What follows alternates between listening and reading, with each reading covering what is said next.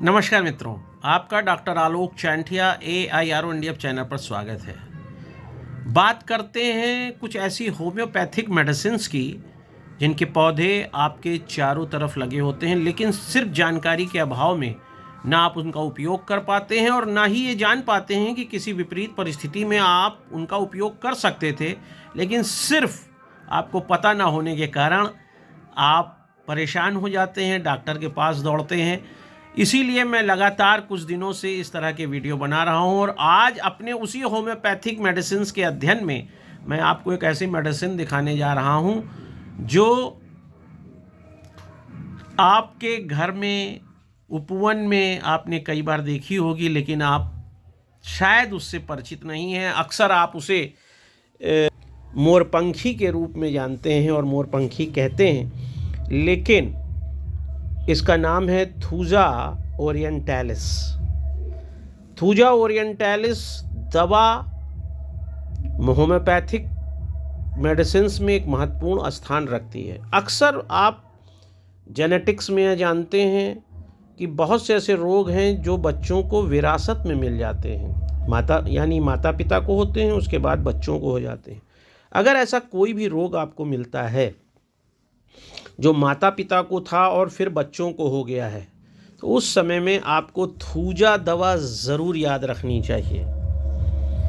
और यह दवा जो मैं आज आपको बताने जा रहा हूँ, यह कोई आज की दवा नहीं है। बहुत सैकड़ों हजारों साल से इस थूजा ओरिएंटालिस का हॉट वाटर एक्सट्रैक्ट निकालकर लोग बालों को फिर से उगाने में इसका उपयोग एशिया के कई देशों में करते रहे हैं। आज भी आप इसका प्रयोग इस रूप में कर सकते हैं कि इसका हॉट वाटर एक्सट्रैक्ट निकालकर बालों की जड़ों में लगाएं, तो बहुत से ऐसे लोग जो गंजे हो गए हैं, जिनका बाल नहीं है, उनके सर में बाल फिर से उग सकता है।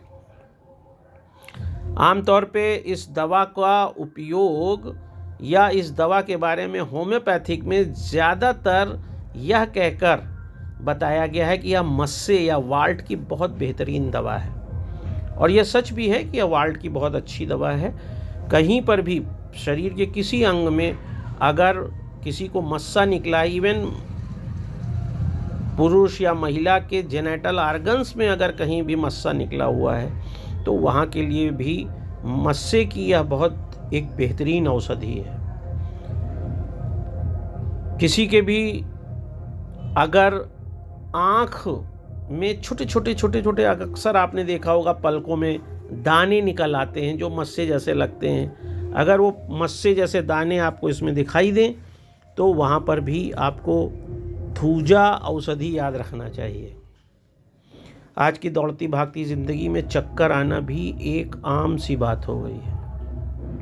अगर किसी व्यक्ति को आंख बंद करने पे चक्कर आता है और घबरा कर फिर आंख खोल लेता है कि कहीं उसे चक्कर ना आ जाए, तो अगर आंख बंद करने पे किसी व्यक्ति को चक्कर आ रहा है, तो उस समय में उसे थूजा को ज़रूर याद करना चाहिए।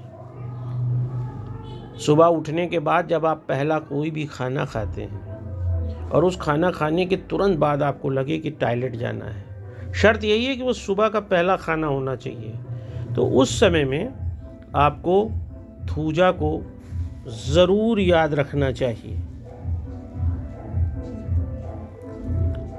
एक थूजा का और रूप है जिसे आप अक्सर देखते होंगे, जिसे कहते हैं थूजा ओरिएंटालिस के अलावा थूजा ऑक्सीडेंटालिस।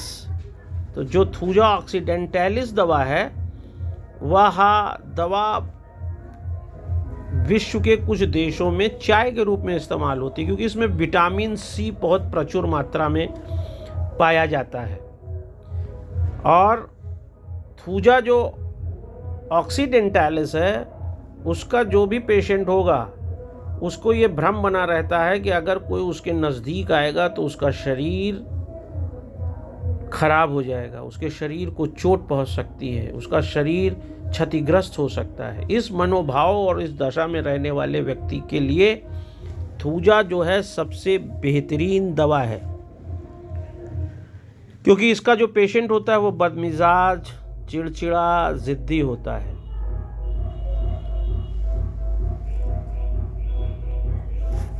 अगर किसी भी व्यक्ति को ऐसा लग रहा है कि उसके सर में सर दर्द हो रहा है और सर दर्द ऐसा हो रहा है जैसे लगे कि कोई कील ठोक रहा है, तो उस समय में थूजा की बात होनी चाहिए।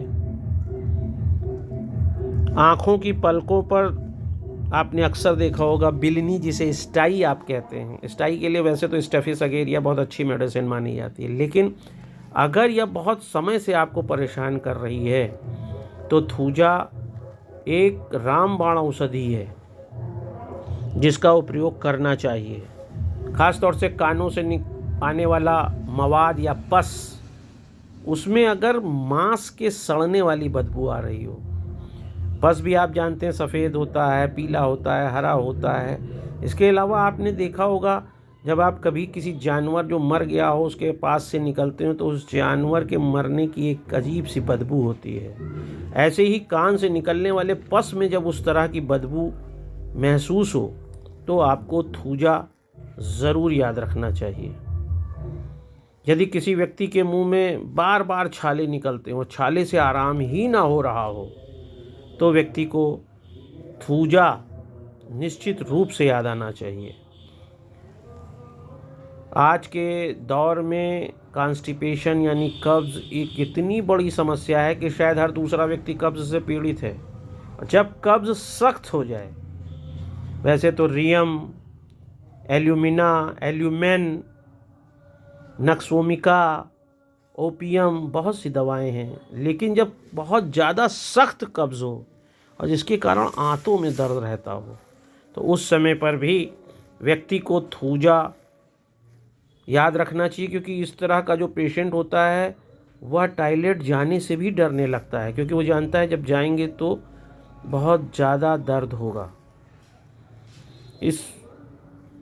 और ख़ास तौर से उस टॉयलेट जाने की स्थिति में अगर उसे मस्से निकल आए हैं तो उन मस्सों में दर्द बहुत ज़्यादा होता है।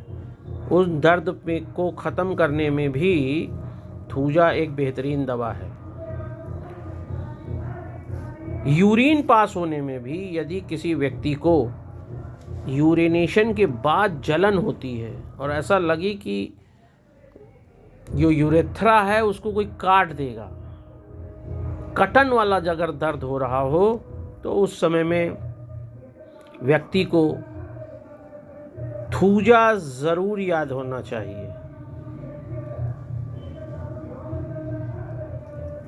इसके अलावा आप जानते हैं कि कैंसर या कर्कट रोग आज के समय में ज़्यादा लोगों को परेशान कर रहा है। हर व्यक्ति इससे पीड़ित हो गया है। तो अगर आपको ऐसा लगता है कि कैंसर रोग से पीड़ित व्यक्ति है तो उसे लाइकोपोडियम के साथ साथ थूजा अवश्य देना चाहिए, क्योंकि फिर से नई कोशिकाओं को जनरेट करना और उन कोशिकाओं को जनरेट करके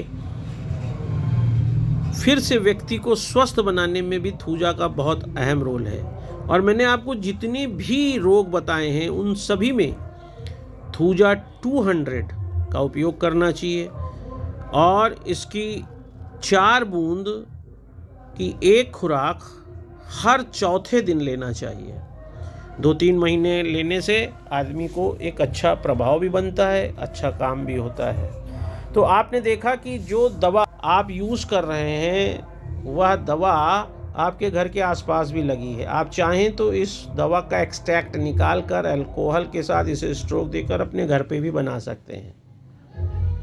लेकिन कभी कभी व्यक्ति एक्सपर्ट ना होने के कारण इन दवाओं का बेहतर उपयोग नहीं कर पाता। ऐसी स्थिति में बेहतर यही है कि आप किसी भी होम्योपैथिक दुकान से थूजा ओरिएंटालिस भी ले सकते हैं, थूजा ऑक्सीडेंटालिस भी ले सकते हैं और यह दवा आपको एक बेहतरीन स्वास्थ्य की ओर ले जाएगी। निश्चित रूप से आपके बागीचे में, आपके आने जाने के रास्ते में यह पौधा आपको ज़रूर मिला होगा। उसके औषधीय गुण को, ख़ास तौर से होम्योपैथिक में उसके औषधीय गुण को जानने में अगर आपको यह वीडियो अच्छा लगा है तो इसे दूर तक ले जाइए ताकि ज़्यादा से ज़्यादा लोग इसकी जानकारी पाएँ और इस दवा के बारे में परिचित होकर इसका फ़ायदा ले सकें। ज़्यादातर होम्योपैथिक मेडिसिन्स आप स्वयं विचार करके, पढ़ के, समझ के अपने बीमारी के आधार पर ले सकते हैं, लेकिन जैसे हाथ की रेखाएं देखने पर ऐसा लगता है कि सारी रेखाएं आपके हाथ में हैं, ऐसे जब आप स्वयं अपने रोग पर विचार करते हैं तो ऐसा लगता है सारा रोग आप ही को हो गया है। ऐसे में किसी प्रशिक्षित डॉक्टर से राय लेकर आप थूजा का उपयोग करके ना सिर्फ अपने मस्से की समस्या से दूरी बना सकते हैं, बल्कि बाल सही कर सकते हैं, बिल्ली सही कर सकते हैं, कैंसर में फ़ायदा हो सकता है, और उससे ज़्यादा स्त्री और पुरुष के जननेंद्रिय संबंधी यदि कोई रोग हैं, विरासत में अगर कोई रोग आपको मिला है, तो उसमें भी थूजा का उपयोग कर आप कर सकते हैं।